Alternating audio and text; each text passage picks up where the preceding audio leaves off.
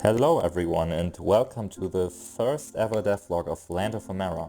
My name is Finn, some of you might know me as Pauston Studio, and I am here today with Malte.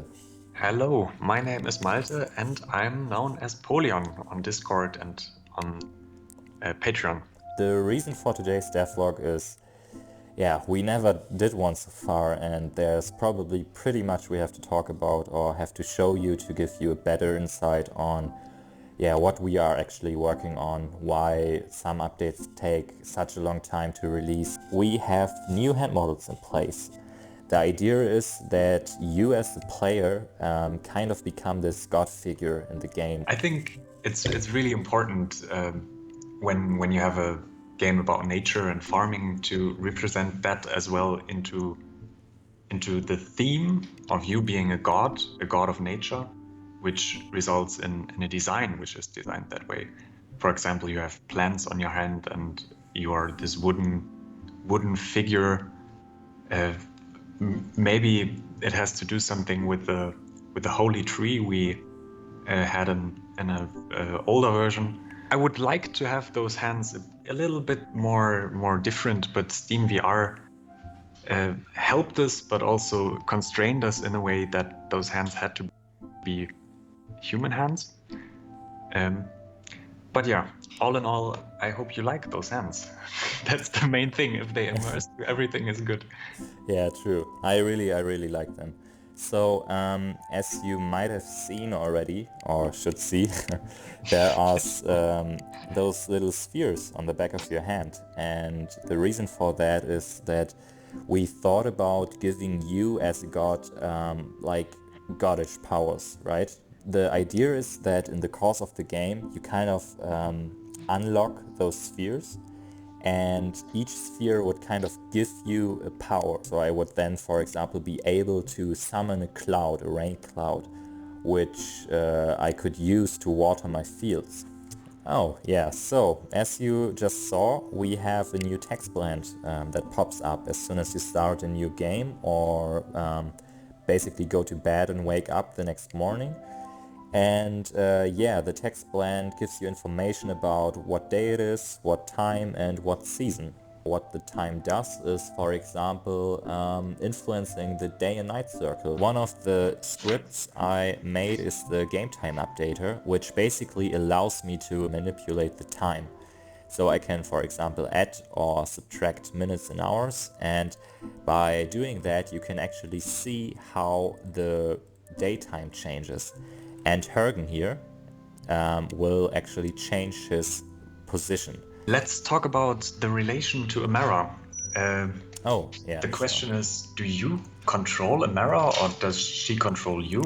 You kind of get the feeling that you are Amara. The idea is that you should actually have like this friendship going on with her, right? So you are a god figure that kind of follows her around in the world, and she is her own like individual. So right now, because of like the static way the camera follows her around, it kind of feels like you are just her, even or especially because you actually control her. But in the future, by kind of changing the way the camera movement works, and even by giving her like unique animations, we want to give you the feeling that you are not like Amara herself, but you kind of are your own person, right? A good way of showing that is probably by talking about the perspectives. You have the default or third person perspective, in which we are in right now. Then I can, by pressing both grip buttons at the same time and kind of dragging myself into the world, the option to switch into the first person perspective. Right now, when switching into the first person, you can pretty much do everything what you could do in third person as well. Moving around, talking to NPCs and all of that. And an issue design-wise is that we still have the god hands in place when becoming kind of Amara. So that will probably change in the future, where when changing into the first person perspective, you would actually have Amara's hands as hands. So you realize, oh, I'm Amara now. And the third perspective is pretty much by doing the opposite. So you press both grip buttons and kind of push the sphere together.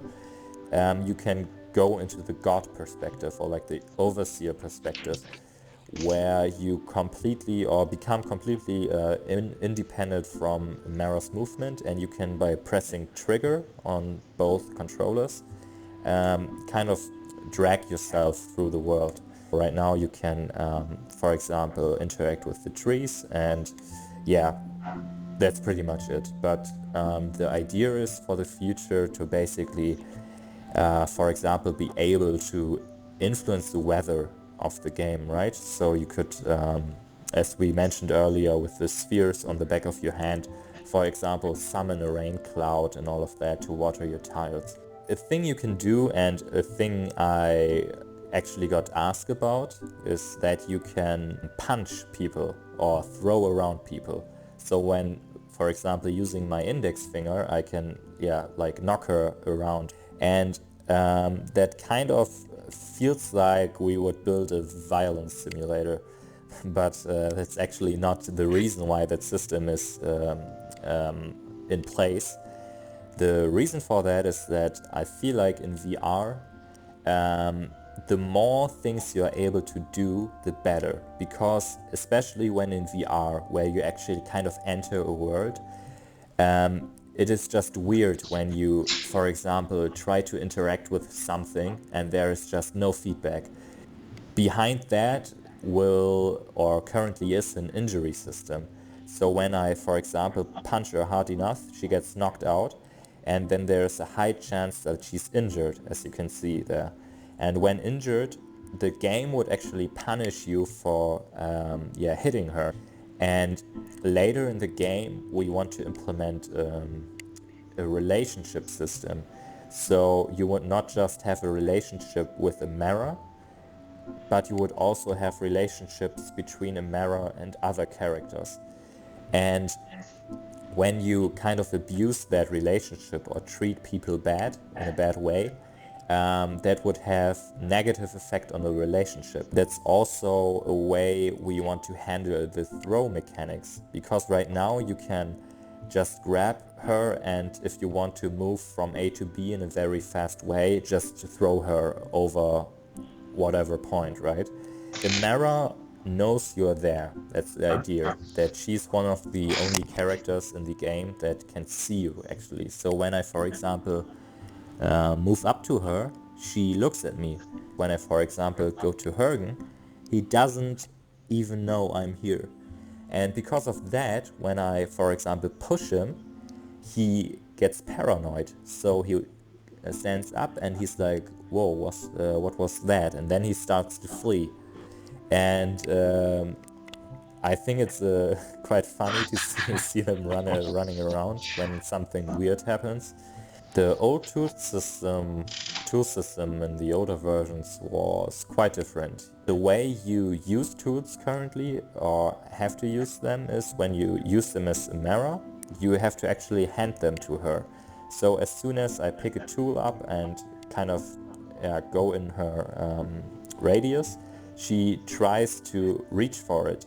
So by going to the tree and pressing trigger, she actually starts chopping. And when I hit it enough times, you will see the tree kind of collapse into those smaller pieces here. You kind of have to watch out that you don't hurt yourself like in real life when chopping a tree, because if you, for example, stand here while it rolls up to you, you would fall. And you could actually prevent that from happening by helping her chopping that tree. So I, for example, grab the tree and bend it over, and then I start to chop it. And that way I will be able to influence the way the wood falls on the floor. Another thing when it comes to perspectives is that you can actually use tools in however you like to use them. So I could, for example, just use the tool with my own hand, my god hand, and like hit a tree wherever. And the issue with that is that you wouldn't receive any materials when doing it that way, because the idea behind it is that you kind of, as like this giant god, don't have the precision to cut a tree properly. So you still need Amara in order to harvest the tree. But what I could do instead is to become Amara, and in like this first person perspective, pick the tool up myself and just start chopping the tree, right? And that way you are able to interact a lot of different ways with all the objects. So what I could do, for example, is I can use the axe with my god hand to chop the wood. I can use a mirror to chop the wood, or I can even pick the wood piece up and just crush it in my hand with trigger. Each object kind of physically exists, right? So I could pick them up, I can throw them around, and I can hand them to Amara, so she just picks them up. And if there would be an inventory system in place, we would actually add the wood to the inventory system. The next topic would be the NPCs. When designing those NPCs, this is a good opportunity to make them really unique, to give them a character. Sorry. For example, Hergen has the gameplay role of being the one who's giving you a head start in the game and selling you all the things you need in the beginning, and therefore he can have a tent, perhaps resting at your island, and can develop narratively over time. Or, for example, the other NPC called Alice can be responsible for the animals and have an own island where animals live, which is more suited for having animals. And that all can be as well really good for the updates. So we can implement new NPCs and new islands piece by piece. Like the big idea for the future is that we have like this adventurous game aspect to it, right? So yeah, exactly. Yeah, each island would be like unique and would kind of fit the style of the NPC that lives on the island, and you could or would really want to kind of explore your environment and discover new islands with new characters. Each one has their own stories and all of that. The idea for the future is probably that we would try to release like a new island with a new NPC each month, maybe. But we have probably to talk about that, because we don't really have a good, oh god, he just fell. Good idea over how much it would, or how much time it would actually require in order to design a new island with an NPC and all of that. By the way, just because I saw Hergen falling over the tool, that's actually something that can happen. So when you, for example, walk over a tool, you will fall, because it's a physical object that will influence your character, which is quite cool, I think. Right now, you don't really have to care about your animals. That's mostly because of the fact that we don't have the inventory in the game yet. In the actual game, you would have to earn money, go to Alice, for example, purchase an animal, and then as soon as you have that animal, you need a building. So, for example, you have your barn, and the sheep would live in the barn, or you can let them outside and all of that. And then there would be like an interaction that allows you to shear the sheep, and you would get wool from them and all of that. So there is still a lot of things that need to get done in order to give the animals an actual purpose. But for now, they just walk around happily, hopefully. I don't know, I can tell. And when you move nearby, for example, you will actually see how the animal looks at me. Yeah, they have different states right now. So for example, right here we have a sheep that is currently sleeping. And sleeping is a state that randomly occurs, and then there's like a running state where they just randomly run around, and sometimes they just start eating grass. Basically, each animal is random generated. There are different parameters that will be unique from animal to animal, and that the idea behind that is that each animal has like a unique character, and they also have a little difference in their sizes, so each animal is a little bigger or smaller than the other, and we might even think about giving them little differences in the color, so you would actually be able to tell, oh, that's animal with the name Peter, for example, because he's a little lighter or darker in the color of his fur. Besides that, we definitely want to re-implement or implement new types of animals. So we had the hens in the game, the cow, but there will be a lot of different animals in the future. So what I can do is I can move up to an animal and pet its back. And when I do it correctly, it will kind of show me with those popping heart icons. And I actually really like the animation you created for that. Thank you.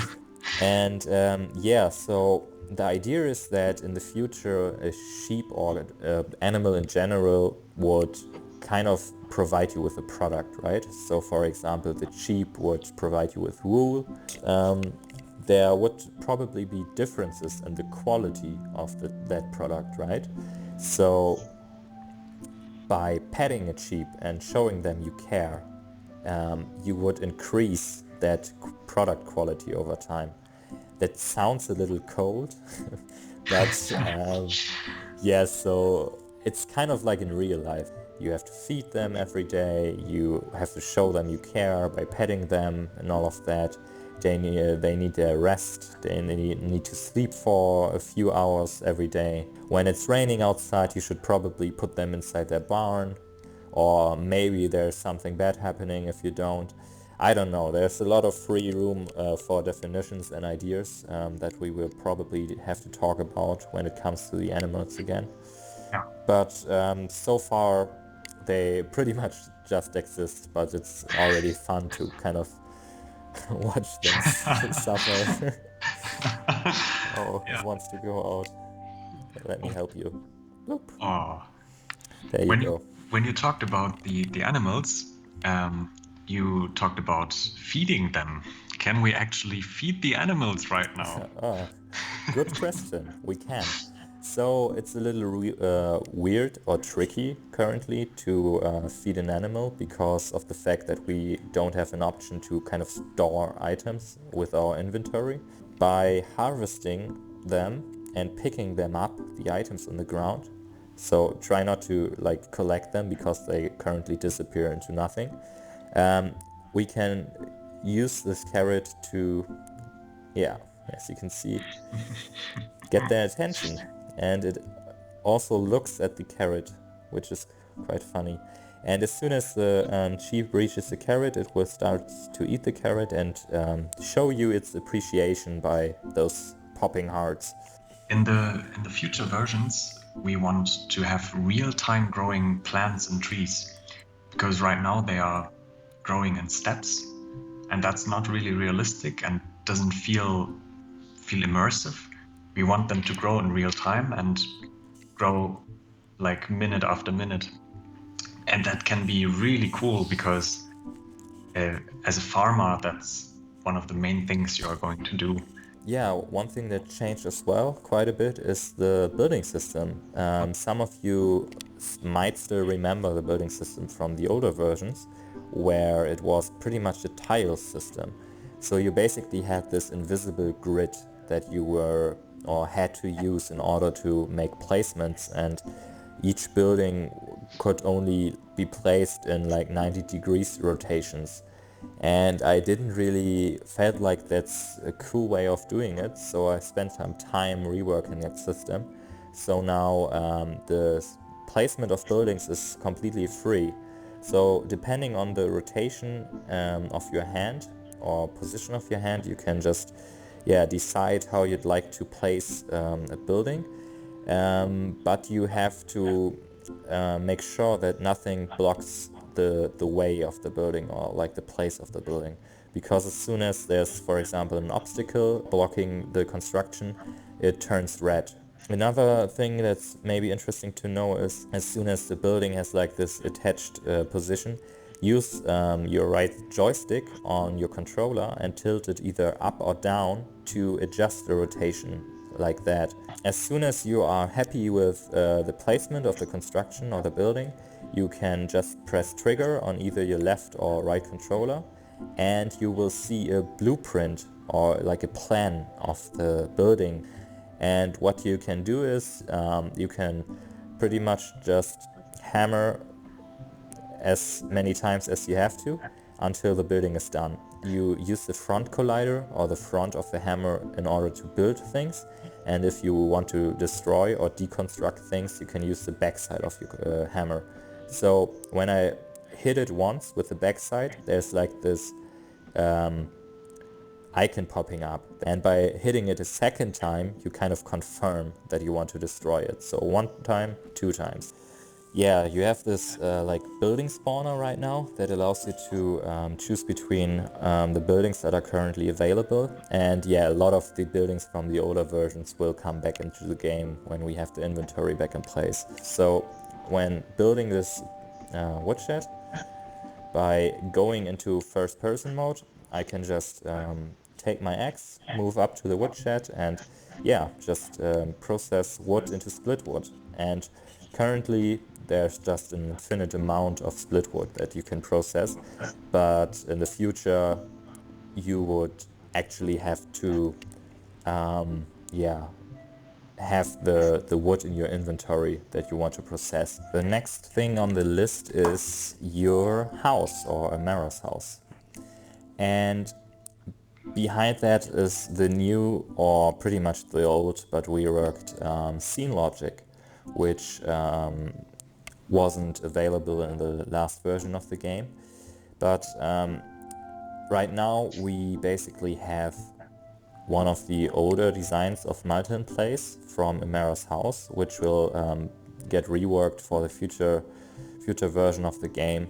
You land in the old indoor scene. That's actually a very old scene from pretty much the first Land of Amara version that was available, and that's also something that will totally change. But yeah, in order to already show you some things or logics, we just went the fast way and re-implemented the old version of the indoor scene for now. And part of the indoor scene is the bookshelf. The idea is, instead of having like the classic tutorials that you kind of know from other games, the idea is that each part of the game is actually explained in like a tutorial book.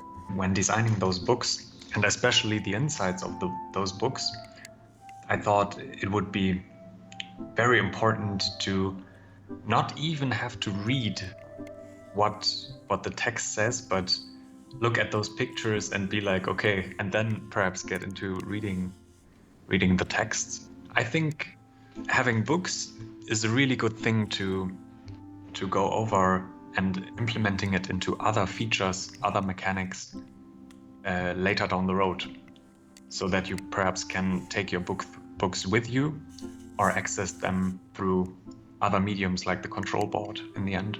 The last thing in this scene is the bed.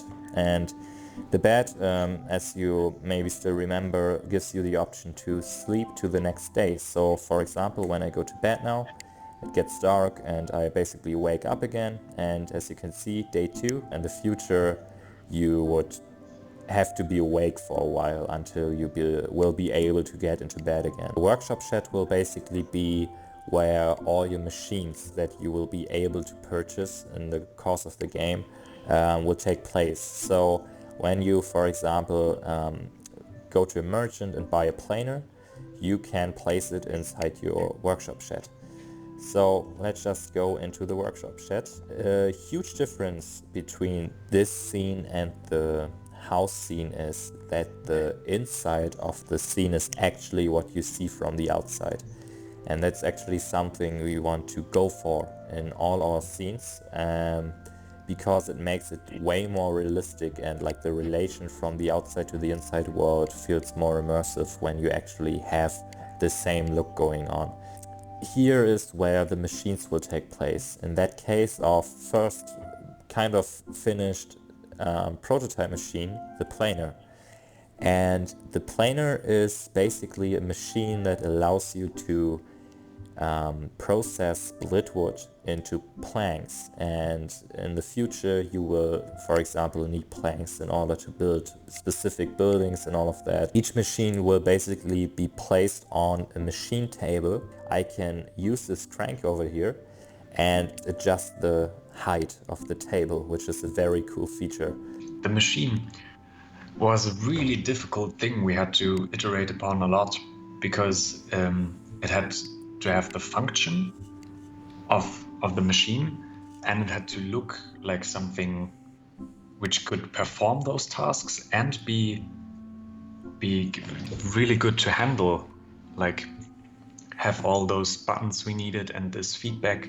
We had this cool idea of giving it kind of this slot machine feeling, and depending on how you perform in that case, you receive like different amounts of planks. So I like the idea of giving you as the player the option to choose between two different modes. You on one hand have the auto mode, which basically processes one split wood into one plank. It goes fast, you have to do nothing, and maybe that's the way you like to do it at some point, because the manual mode can get, I don't know, a little boring after a while. So what I would do is I would determine the amount of wood I want to process, or split wood I want to process.